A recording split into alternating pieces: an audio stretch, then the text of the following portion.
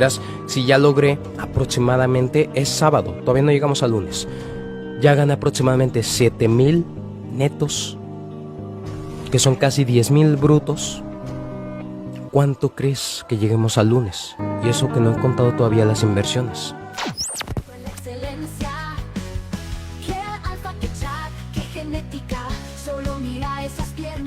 Y había un momento para aplazar esa responsabilidad de que no, jefa, la neta, no, tengo que ir a pelear acá.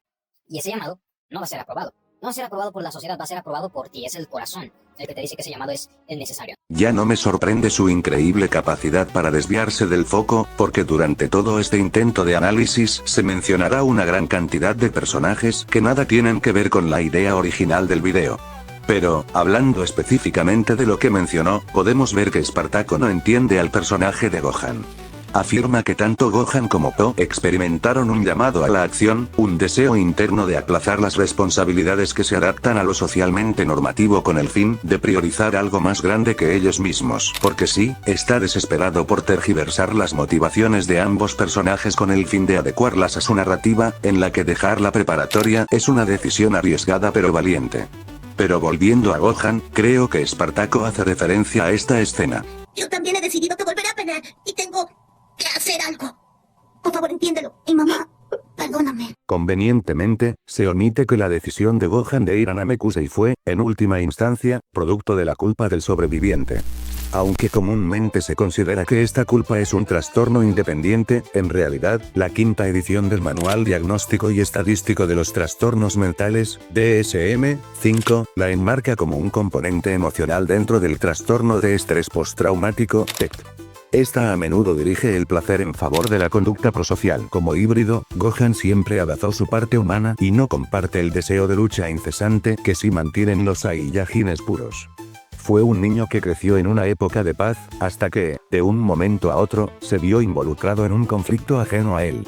Sí, es verdad que los personajes solían hacer hincapié en el gran potencial que Gohan tenía, pero él se vio obligado a asumir una responsabilidad que no deseaba. Gohan es una representación del arquetipo del inocente conflictuado ante la polarización de sus circunstancias, donde su naturaleza entra en conflicto con las demandas externas y lo obligan a seguir un camino del héroe que él siempre rechazó.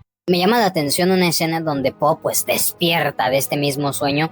Y se despierta porque le gritan, ¿no? Admira a los 5 furiosos. Y una señora enfrente de su casa se le queda viendo así como de... ¿Y este rarito qué le pasa? No termino de entender por qué Espartaco no muestra las escenas a las que hace referencia, más allá de una simple mención. Solo se sienta frente a la cámara y comienza a decir incoherencias. Sin guión, sin fuentes, sin análisis. Solo intenta narrar la película de memoria y buscar cualquier forma de vincularla con su sueño estúpido. Ya desde ahí te muestra que este tipo no tiene ninguna consideración por lo que hace. Eventualmente, la gente se va a aburrir de ti, y para eso mejor vuelve a subir contenido sobre relaciones. Porque escucharte hablar mal de las mujeres es infinitamente más divertido que ver cómo no entiendes películas infantiles. Pero esta es la escena en cuestión. ¡Tigresa! O bueno, no es que seas un loquito, es que simplemente estás expresando, estás hablando contigo mismo, estás puliendo esas habilidades de expresión. Claramente está confundiendo conceptos, nuevamente, para poder relacionarlos contigo. A lo que haces menciones al diálogo interno, e incluso este concepto puede complejizarse más si consideramos que, dependiendo del origen cognitivo, puede ser una respuesta espontánea a los estímulos, o el diálogo que implica planificación en base a frases aprendidas. Ambos pueden ser trabajados con ayuda psicológica, ayuda que Espartaco desesperadamente necesita, pero prefiere gastar el poco dinero que gana en ropa del Real Madrid en lugar de invertir en un proceso psicoterapéutico. Pero, volviendo a mi idea, la terapia cognitivo-conductual, por ejemplo, se esfuerza por cambiar las creencias nucleares, trabajando a partir de los pensamientos automáticos, una forma de diálogo interno que surge en los niveles más accesibles de conciencia. Esto no quita que el lenguaje interno también pueda ser verbalizado. Hace muchos años, un señor de apellido Vygotsky se dio cuenta de que, cuando los niños hacían interactuar a sus juguetes, expresaban de forma verbal su discurso interno. Sin embargo, esto tampoco es lo que hace Po, ya que solo se pone a gritarles a sus juguetes. Esta escena funciona como una introducción tanto a la naturaleza infantil de Po como a la gran admiración que siente hacia todo lo relacionado con las artes marciales.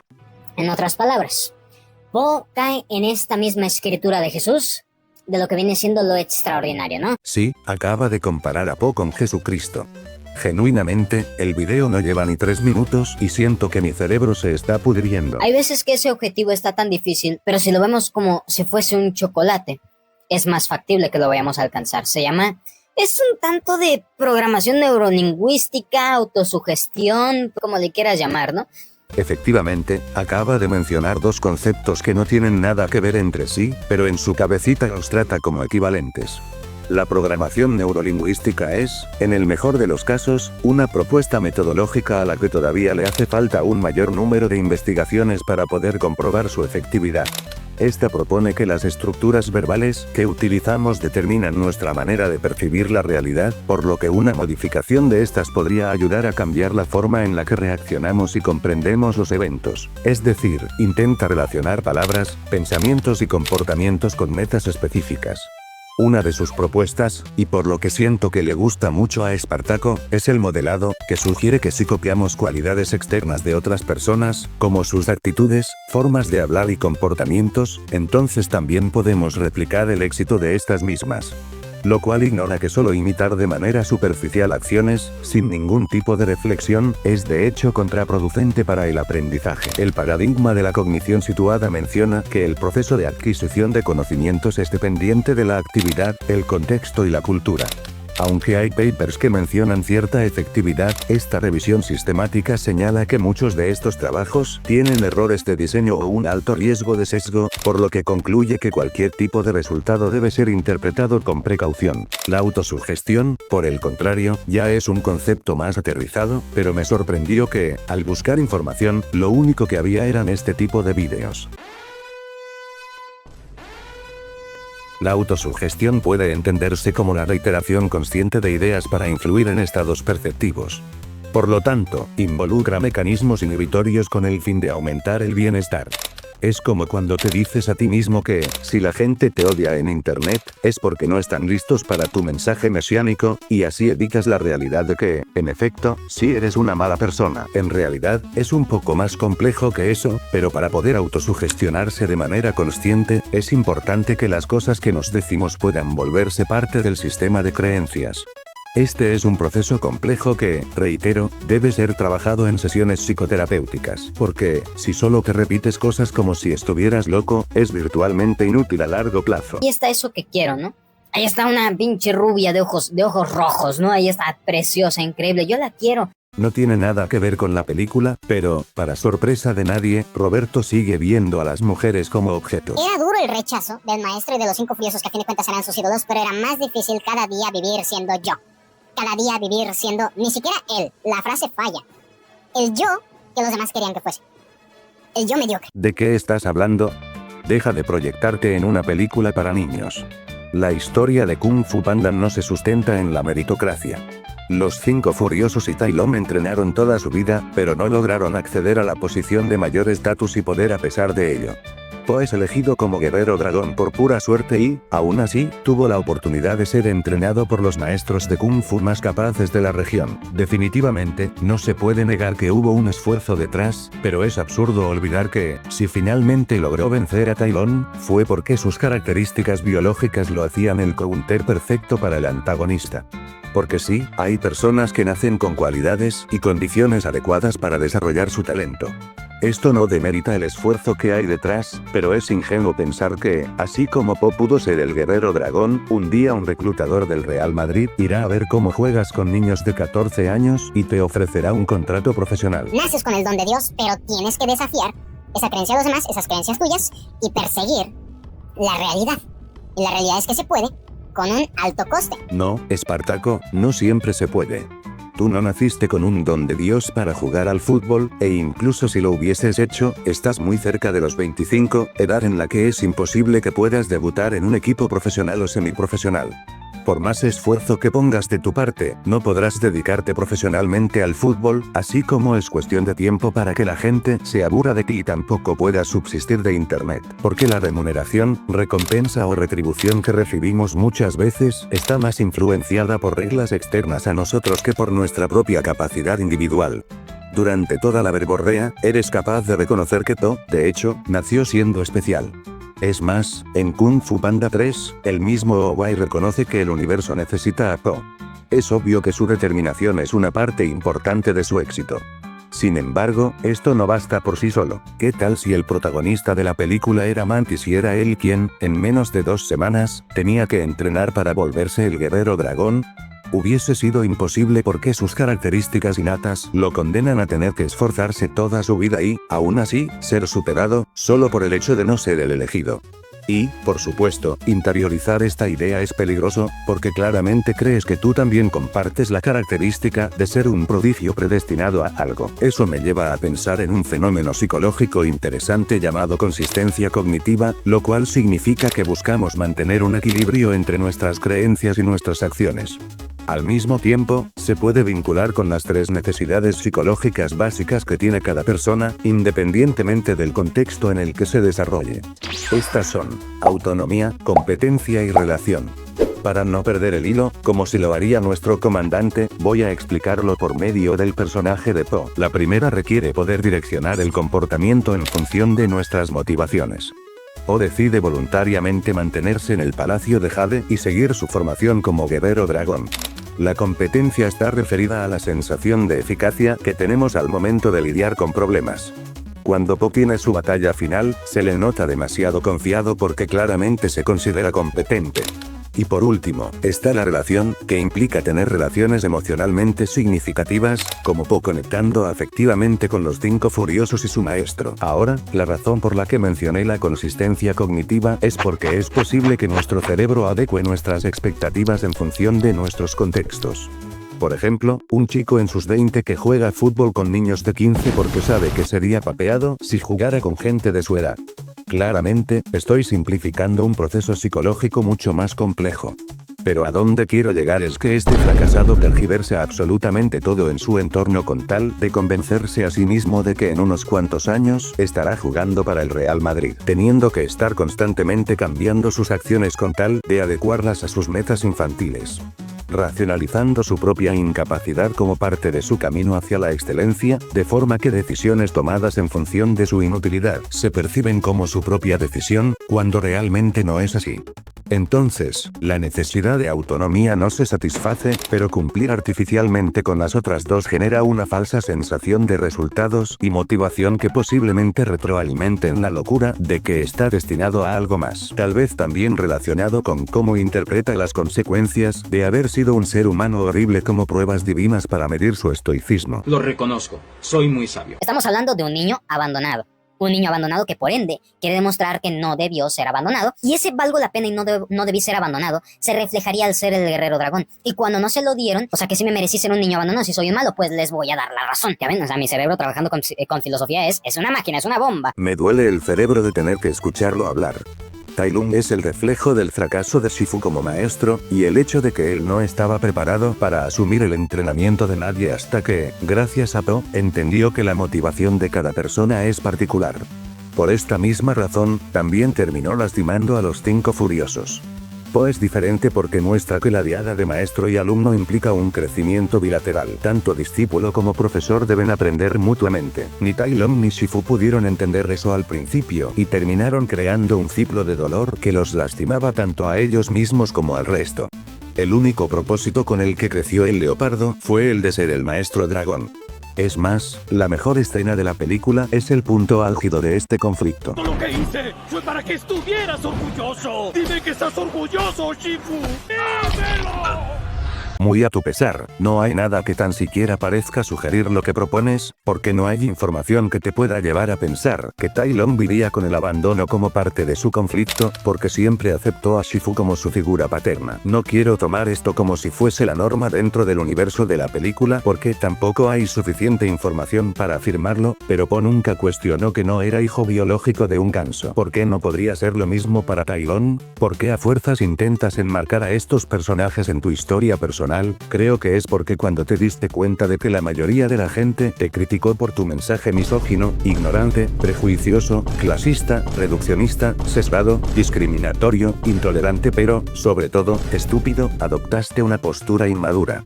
porque estás desesperado por enmarcar a un personaje infantil dentro de una narrativa en la cual, al igual que tú, actúa para demostrarles a los demás que no supieron valorarlo cuando intentó ser una buena persona. Lo cual, curiosamente, me recuerda a algo. Lo único que quiere el incel es amar y ser amado. Muchos de nosotros no somos malas personas, solo personas con mala suerte, rotas, muy rotas. Siempre que se habla de un incel, se habla de un hombre roto y con el corazón destrozado. Nosotros no somos culpables de los monstruos en los que nos convertimos. La sociedad atacó y hirió primero. Así son las cosas. Los peores monstruos se forman al destruir los corazones más puros. La sociedad hizo esto y pagará por ello. No creo que sea casualidad que el proceso de pensamiento de Espartaco encaje también con lo que suele hacer la comunidad Blackpiller.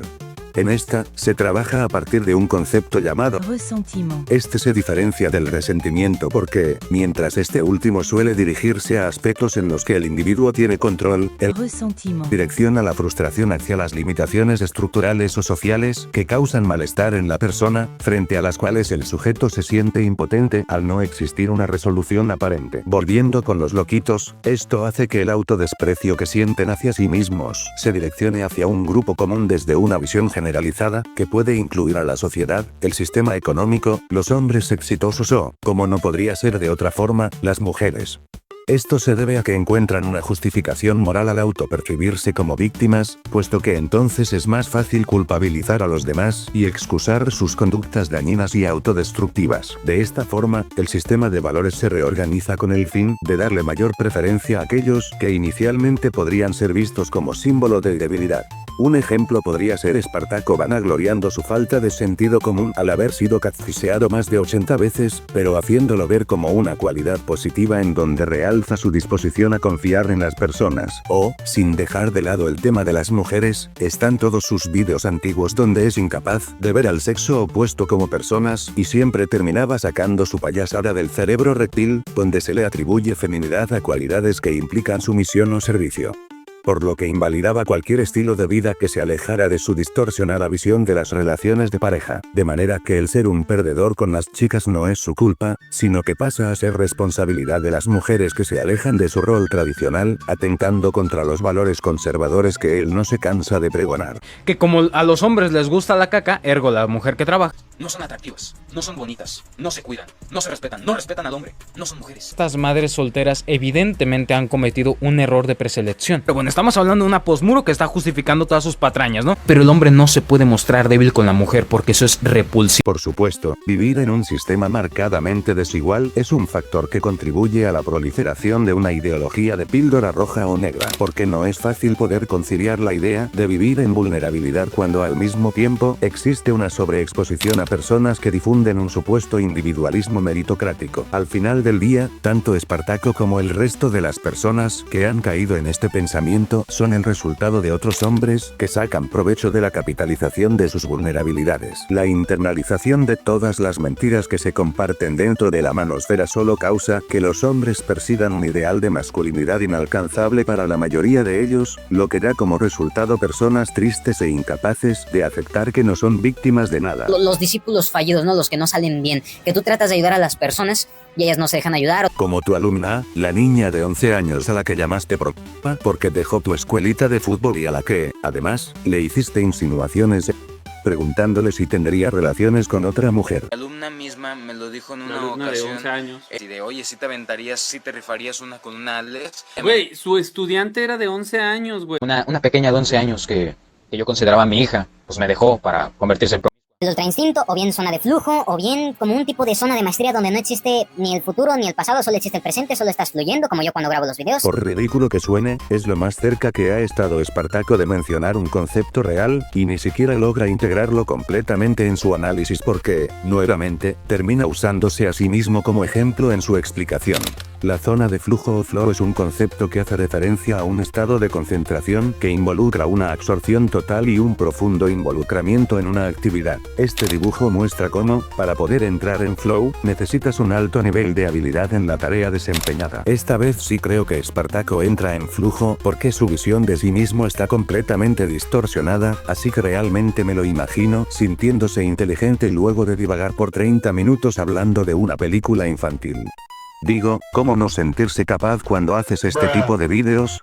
Y ese es el ultra instinto, ser un niño. Ya ni siquiera tiene caso intentar explicar por qué esto está equivocado. No sé si asociar el flow exclusivamente con la infancia es la teoría de algún otro vendehumo o si solo es otra muestra de cómo su falta de experiencias reales ha hecho que, a pesar de estar cerca de cumplir 25, sus comportamientos e ideas sigan siendo los de un niño. Pero este paper menciona que la experiencia de flow parece mantenerse estable incluso en la adultez y que, de hecho, de presentarse cambios en esta, respondería más a cambios socioculturales propios de la edad que a una consecuencia de la maduración psicobiológica. Es decir, que es ridículo seguir buscando equipararse con un niño porque ya no lo eres. Puedes disfrutar de las cosas que te gustan y, al mismo tiempo, reconocer que ya eres un adulto, porque estos aspectos no son contradictorios entre sí. Lo que dices no solo es teóricamente estúpido, sino que también, con el historial que tienes, el hecho de que sigas viéndote a ti mismo como un niño, sigue confirmando que eres un peligro para cualquier menor de edad que esté cerca de ti.